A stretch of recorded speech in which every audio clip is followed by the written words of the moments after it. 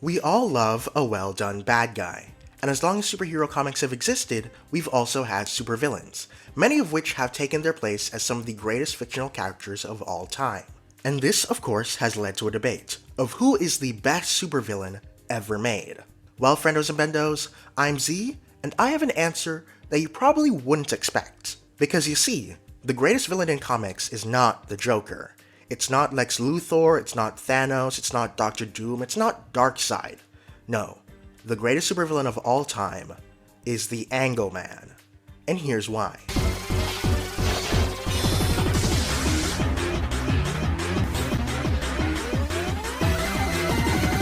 Okay, I'm gonna start off by saying that this video might get weird. Comic books are complicated when it comes to continuity, and when it comes to smaller characters, that continuity gets even stranger. Let's start with Angleman's first appearance. Angleman was created by Robert Kanigher and H.G. Peter in Wonder Woman number 70 all the way back in 1954, and he would go on to be a recurring antagonist in Robert Kanigher's run. Angleman's gimmick was that he was the guy who always had an angle, as in he always had a plan or a scheme to get things done. And if that sounds boring and dumb to you, that's because it is. That's like if Killer Croc, instead of being a giant crocodile man, was just a regular guy who wore really blinged out Crocs. The thing that really made Angleman stand out was also what made Robert Kanigher's entire Wonder Woman run stand out, which is that it was batshit insane. Wonder Woman under Kanigher was notoriously bad and idiotic, and every plot was just a mind-boggling mess. Reading it is like the literary equivalent of a fugue state, and Angleman contributes to that. In one issue, he creates a machine that can turn inanimate objects alive. In another issue, he uses a camera that can take away superpowers to take away Wonder Woman's powers, only to then create a drug that can give people superpowers, and give that drug to Steve Trevor. Why? Because Wonder Woman will have to marry him and quit being a superhero if he has powers and she doesn't. What the fuck? In these stories, it's never explained how Angleman creates these devices or why he thinks that these are the best plans of action, because it doesn't matter. Kanigher just wanted to pump out stories every month for a paycheck. The nonsense is the point. And Angleman was just a vessel for the madness. It's no wonder then that after Kanigher stopped writing Wonder Woman and Angleman returned, he was completely changed, and changed for the better. This is the era in which Angleman became the greatest supervillain of all time, and it starts with this book, DC Special number 6. Angleman was reintroduced by the late and great Jerry Conway, with a snazzy new costume and a powerful new weapon, known as the Angler. And the Angler, oh boy, this shit gets crazy. So how and why Angleman has the Angler and how exactly it works isn't actually explained within the comic part of the comic. Instead, it's in a short story at the very last part of the issue. And this is how it goes. Within the hidden bowels of the evil planet Apocalypse stood its malevolent ruler, the Dictator Supreme, Darkseid, his cunning mind at work, formulating new plans and schemes to ward off any attempts by the forces of good to halt his quest for the ever-elusive anti-life equation, the secret of the outside control of the human mind. But in the recent past, those of the rival world of New Genesis had always thwarted him. Orion, Lightray, Scott-Free.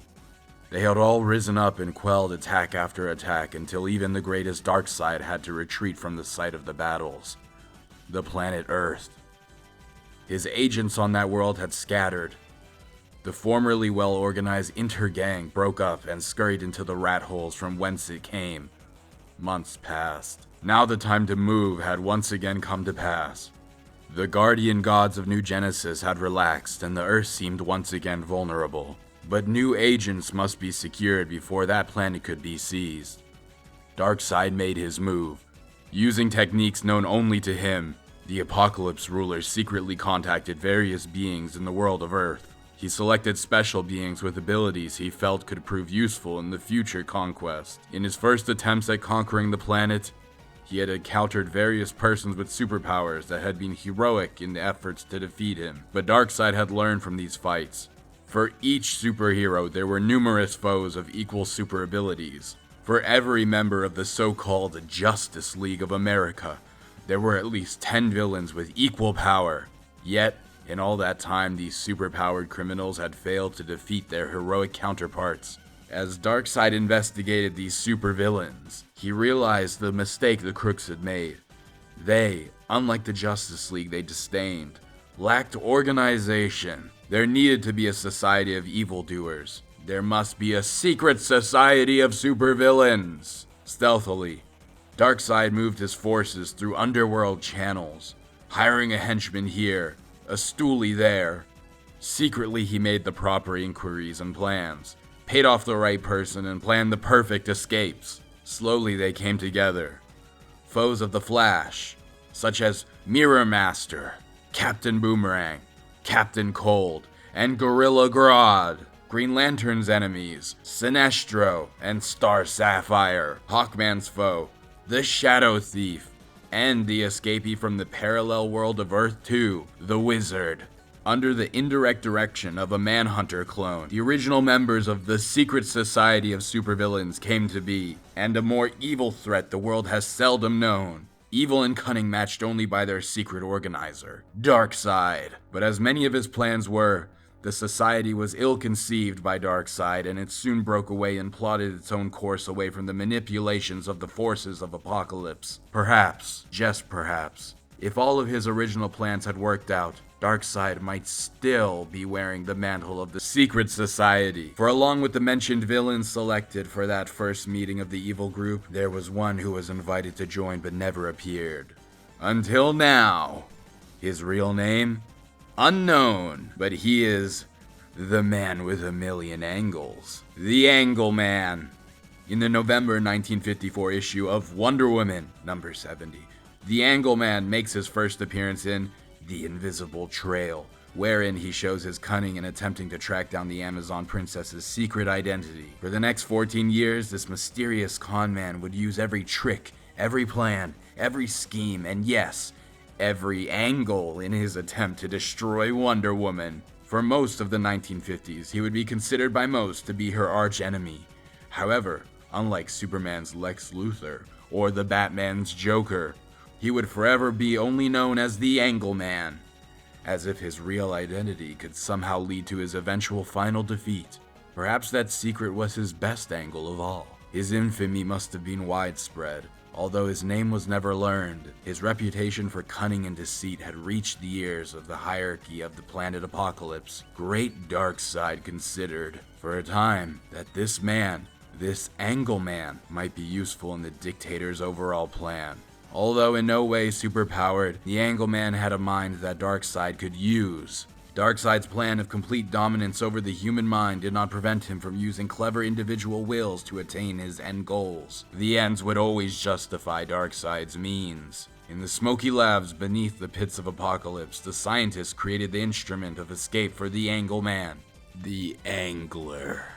With the proper manipulations, the Angler could warp time and space, transport its possessor to elsewhere. Dispatched to a prison cell in a penitentiary outside Washington, D.C., the Angler appeared in the presence of the imprisoned Angle Man with instructions on its use. This occurred in June of 1976. The Angle Man was to have been a charter member in the Secret Society of Supervillains. With this new device, he would come forward with a new power, enabling him to live up to his name in both wits and super abilities. The Angler was his way to freedom, his million-and-first angle. But he had his own plans. In his first attempt to use the Angler to escape his cell through the warping space, the Angle Man warped time as well. He knew that if he attended the meeting of the newly formed Secret Society, he would be under the orders of someone else, always the master of his own fate. The Angle Man walked from his prison through time and didn't appear until last week. Now he and he alone is the key to the society's overthrow of the JLA. Will we see him again? There is no doubt, because this man is too tricky to stay away for long. Remember, he always has an angle. It's safe to say that after I read that story, I got pretty obsessed. You're telling me that the Angle Man, a guy so unknown that nobody knows his name, but so infamous that he's known across the galaxy by reputation alone, was given a reality warping weapon by Darkseid himself because he believed that Angle Man would be a fantastic asset, and then Angle Man just noped out of there because he knew what was going on? This one story changed Angleman forever. It gave you an origin that told you enough about him to love him, but also not enough so that you would get intrigued about what his whole deal was. Plus, it gave him a power set that was so phenomenal that you genuinely wonder how anybody's gonna beat this guy, alright? It's just the perfect formula for a supervillain. So, what does Angleman do after this? What does he do in the issues after his origin is told in DC Special number 6? He steals shit. Yeah, that's right. From this point onward, Angleman uses his reality warping device from Apocalypse to steal stuff. From NASA rocket ships to museum artifacts. It's insane, but also insanely fun. Can you imagine somebody having this level of power and using it for petty crime? Something about that just intrigued me to the character more. There are so many characters in comics whose plans are world domination. Angleman? He just wants the bag. Well, aside from that time in New 52 where he was made Vandal Savage's son and he didn't have the Angler and he wanted to rule the world, but then Vandal Savage killed him and then, you know what, we just don't talk about New 52 Wonder Woman, alright? It doesn't exist anymore, got retconned to shit, alright? It doesn't exist, it cannot hurt you anymore, alright? I promise you that New 52 Wonder Woman cannot hurt you. Anyway, moving on to Angleman actually being Angleman, as recently as Wonder Woman number 5 from 2024, it was confirmed that the Angler was made using part of the anti-life equation. That's right, Angleman also has access to part of the anti-life equation. It's insane. And it also leads us into the question of, how exactly does the Angler work? And what are the extents of its powers? Is Angleman really that powerful? Well, thankfully, I've read so many appearances that I can give you the lowdown. In DC Special Series number 6, in the short story, we already learned that Angleman can travel through time, which is already insanely powerful. But in the issue itself, he's also able to use the Angler to freeze people in time just before their moment of death. It's described as doing this by turning them at a 90-degree angle into some other world, which is a weird explanation, but you'll understand it a bit more as we go on with the appearances of the Angler. Later in the same issue, Angleman turns Green Lantern's power battery invisible by twisting it into another dimension. In Wonder Woman 243, he used the Angler to travel the multiverse and go to Earth 2.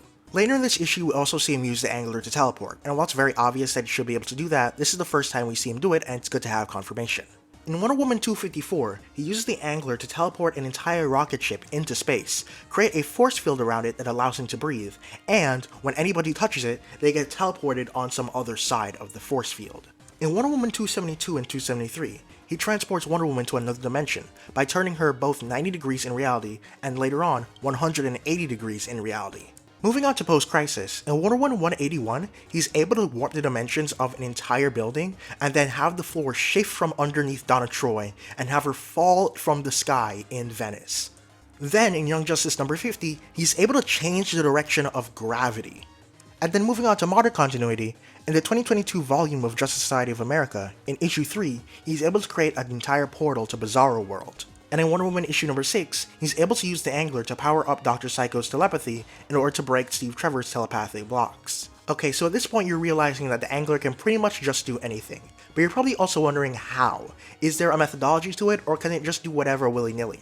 I mean, powering up psychic powers, how does that work with reality warping? And well, that all comes from the fundamentals of angles. Remember, the Angler works using angles, and Angleman states several times that he's able to change things in degrees from reality. Humans live in 4 dimensions, 3 spatial dimensions that we can perceive, and a 4th temporal dimension that we experience but can't perceive. But just because we live in 4 dimensions doesn't mean that there are only 4 dimensions, and that's where the Angler comes in. Think about it this way, people who live on a piece of paper only live in 2 dimensions, but that doesn't mean the 3rd dimension doesn't exist. And if you wanted to, you could cut that person out of that piece of paper and then rotate them so that they're now in 3 dimensions. That's how the Angler works. It can rotate dimensions and the people in them. And this is explicitly spelled out in Wonder Woman 273. When Wonder Woman is in that other dimension when she's rotated 90 degrees from reality, she realizes that even though she's 90 degrees from reality, she's still in reality. So she should be able to reorient herself back into 0 degrees, which is the reality that she can perceive. And she does that. That probably also explains how he's able to power up Dr. Psycho's telepathy. I mean, think about it. Telepathy, while invisible, is still some kind of force. Plenty times in comics have characters created armor that can block telepathy. It's no different in a way from sound waves, and the same way that sound waves can be manipulated by changing the medium they move through or changing how they move through a medium, so can psychic waves. It's bullshit, yeah, but theoretically, it works. And now you might be wondering, alright, how does Angleman lose? Aside from general, stupidity, how does he ever lose with the Angler? And it actually turns out to be a rather simple problem. Power. The Angler runs on an energy source. We don't know what energy source that is, or how it gets recharged, but it runs on an energy source, and numerous times he's lost because the Angler ran out of power. For example, in Catwoman number 50, the Angler has only enough charge left to teleport him outside of a building. And now, because I'm a stickler for details, let's look at another thing in Catwoman number 50 that I want to talk about. In it, we learn that the Angler only works at a range of 100 yards, which, if you think about it for more than a second, it doesn't make any sense. He's used it to go to space, goddammit. So what is this? Is this some kind of misalignment with continuity? Is it some type of editing mistake? Well, it doesn't have to be. Think about it this way. What if the Angler is limited to 100 feet, but the way it moves 100 feet is different? Say that Angleman is at point B, and he wants to get to point A, but the distance between point B and point A is 200 yards. He could fold space so that the difference between point B and point A is now less than 100, and boom! In that case, as the Angler runs out of power, it's probably less able to bend time and space to such a degree, leading to things like him only being able to teleport right outside a building. But again, that last part is just speculation on my end. Again, characters like Angleman have been through a lot of changes, through a lot of continuities. Phew, okay, that's the end of the video. Thank you for listening to me yap all about Angleman for a dozen minutes. But he's just one of my favorite characters and I had to talk about him. So if you enjoyed this video, make sure to like and subscribe for more, and I'll see you on the other side of infinity. Bye.